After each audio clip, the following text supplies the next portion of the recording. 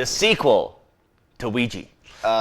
Correction, the prequel. Sorry. Well, I guess the new movie in the line. The but new it's a prequel. Ouija movie, based on we're talking now that we are going to basically do a movie review right now. So, this is based on a board game. That's why we're talking about it. Right, and we should mention now, spoiler. Well, I think we should try to keep it spoiler-free. but, If you don't want to know anything, if you're a spoiler phobe, obviously don't watch. But I'm going to try to keep it. I wanted just to be safe to put the alert there. I get it.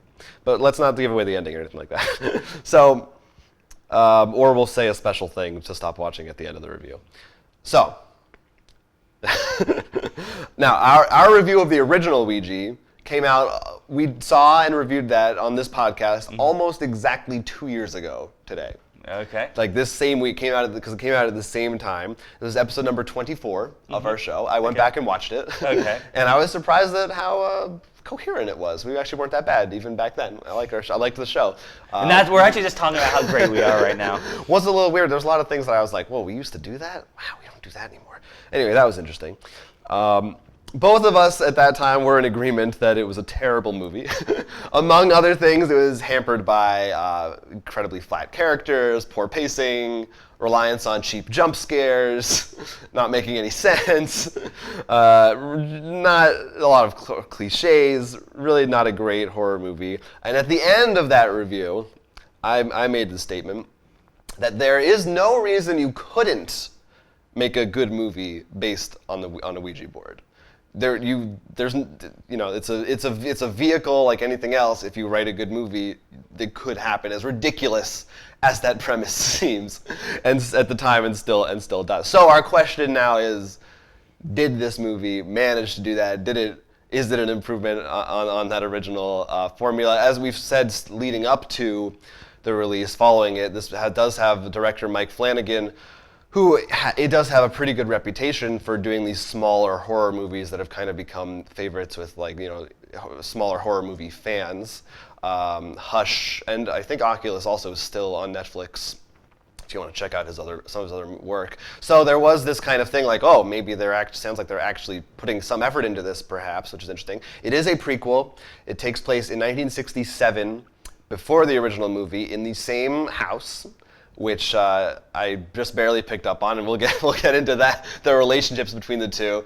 But it is a prequel, very different setting. It's about this family of a mother and two daughters who run this kind of fraud fortune-telling agency, and then one day she just adds a Ouija board to the act, and things start to spiral. The Ouija board actually contacts spirits, and it goes all downhill from there.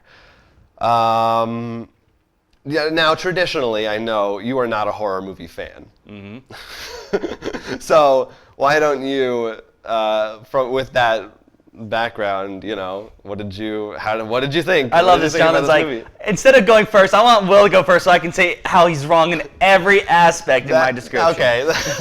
Okay. I really wanted to go first because I have a lot of things to say. This, unlike the last one, I do think is a much better horror movie.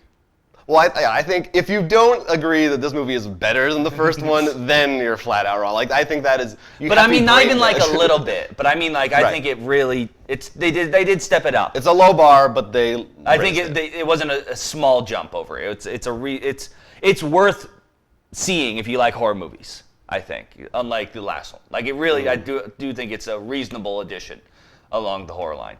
It does. I mean, like, which is something we never thought we'd ever say when they said Ouija 2 is coming out. Yes.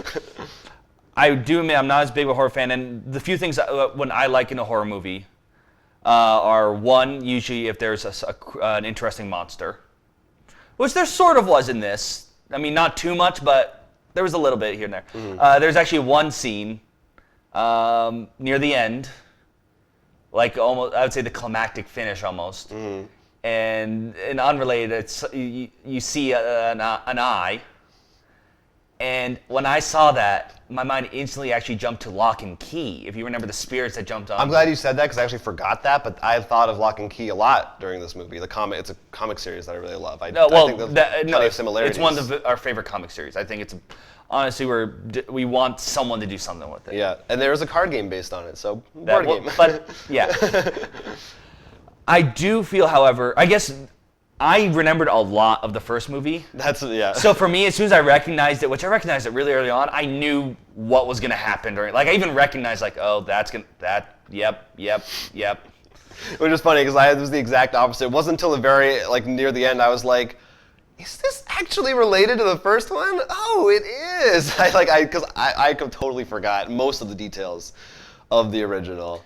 While the story is a lot better, one of the things that annoys me a little bit, I mean, maybe it's just me, is I feel I want a reasoning behind my haunted monster and like a whole story. Like I felt like it was just they're dark spirits. Why?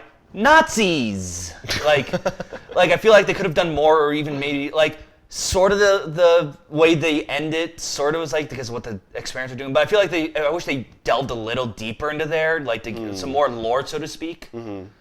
But once again, this is just me because I'm not looking as much for the horror as much as the. So I think that's more. I think that's fair. I think that's not an unfair. But I definitely agree. The characters are a lot more interesting, and there were less of them. So I think that made a difference. They weren't teenagers. Well, no, they were. Two of them were. Well, that's true. That's true. But in the original one, it's like 4 teens. It's like a lazy teen slasher. Right. But in the most, like everything lazy you could do. And this did have, I would say, a lot of ghost cliches, sort of. But I don't think nearly as, not so bad. Like, it's like the good kind of cliche, I guess. Like the things that are for cliches because they work, is what you're saying. Yeah. It's not the kind where you're just like, yeah, I get it. Right. But and then I guess finally, what did you think about the implementation of the board itself? Since this is a board game show, and that is the game. This is something. This is the big thing I kept thinking about after, because at first I'm like, well, this is stupid. It's commercial. It's it's mass market. It's commercial. What? And like, oh, but I'm like, I wonder how that if spirits or whatever were real, or more real, I guess. I should say. Like.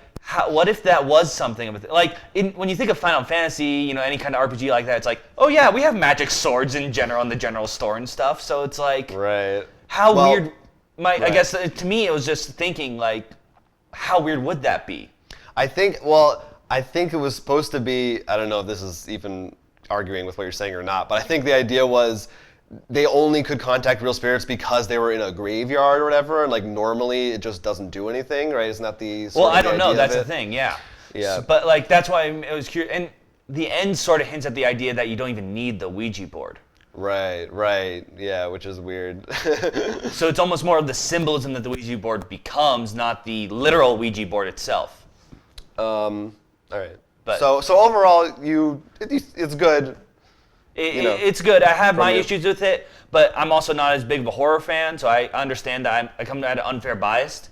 But like I said, I think it does succeed so much more where the other one, which is insane, didn't even exist. Coming from where this movie is coming from. Yeah. So I really liked it a lot. Like you're saying, I almost felt like the director was making, which I thought of more after the fact. Sorry, just go ahead. Just one more point. I do also think the director, like a lot of my things I might have problems with it, he was handicapped because he was doing a literal prequel.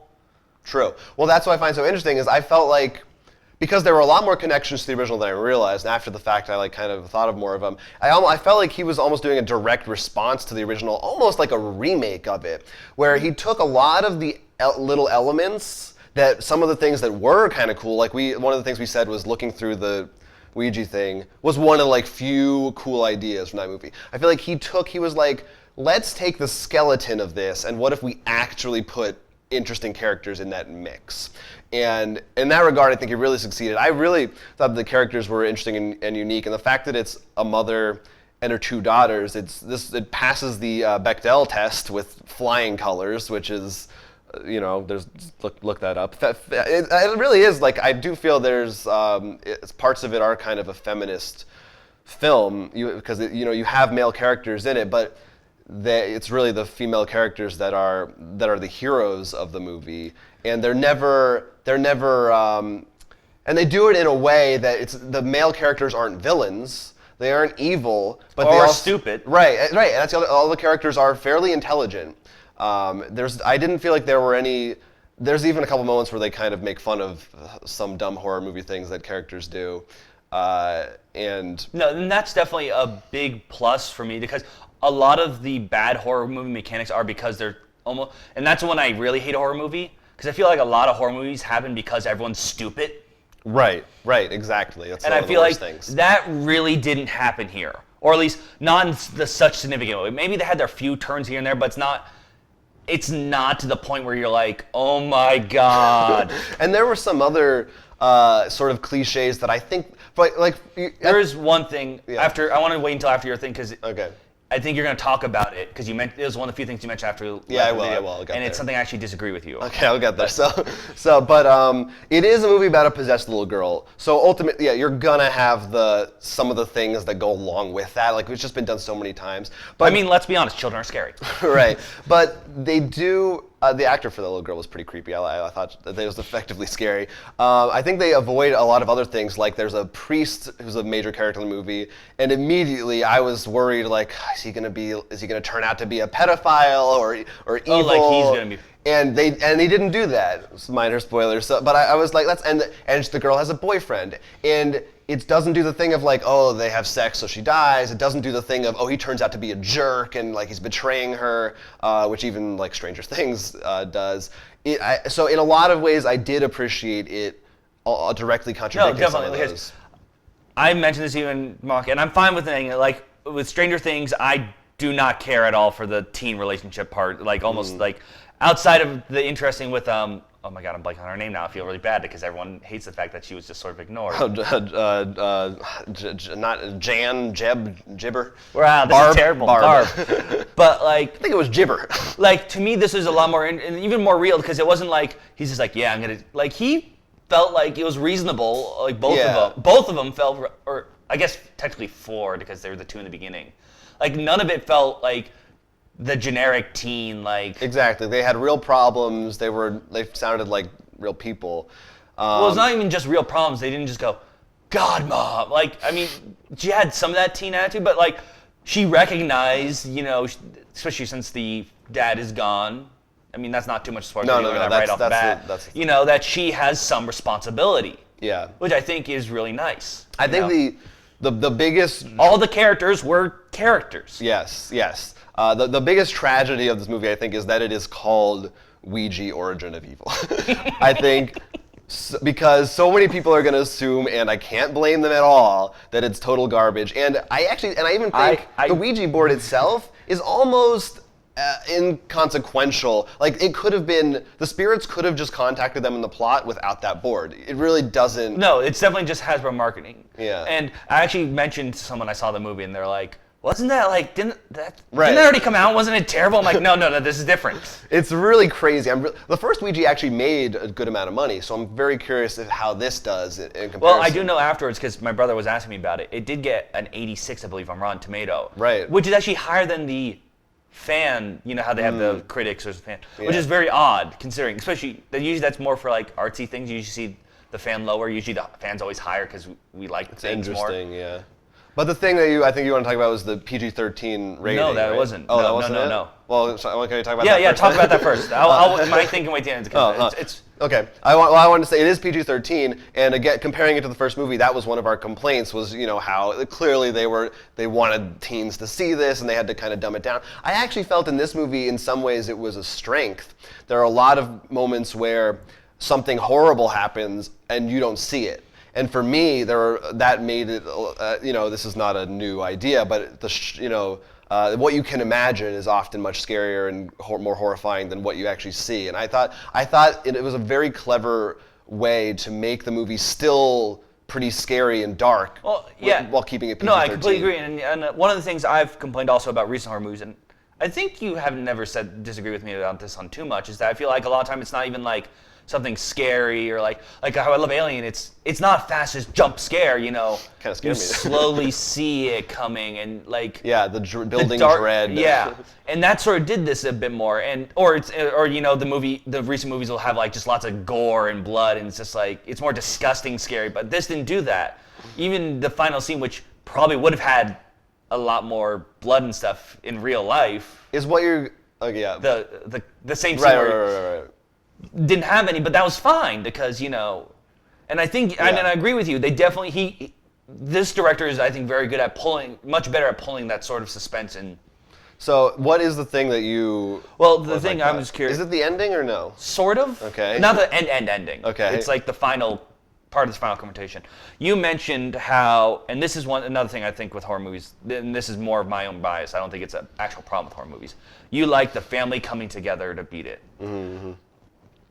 To me, that did not happen in this movie, because, and this is where one of my problems with horror movies, and this gets really interesting when we talk about horror movies and games between the two of us. They had no agency, to me. Like this was all even. Yes, it's a prequel, but I don't think even that is an excuse for it. I think it's almost like the demon was controlling all the strings. They were predestined, and to me, that like in Alien, Ripley has a chance. They choose to fight back. I feel. That's fair. For me, it's the moments where they're just trying to fight back, and are cool enough for me that I'm into I guess that. to me, I didn't feel like they had. I really need to feel they have a shot, but to me, they never do. Okay. But I mean, I don't think that's actually a problem with the movie. That's my thing. I was gonna say probably my biggest, maybe my Outside the title. Yeah, my only real big complaint was the very ending. I won't give specifics, but there was kind of like there was one place very near the end where I thought they should have cut it. There's like kind of a stinger, not the end credits, because there is a scene after the credits in this movie, believe it or not. But that last scene, I kind of wish wasn't in the movie. It does one of those things. I think I know what you're talking about, and I agree with completely.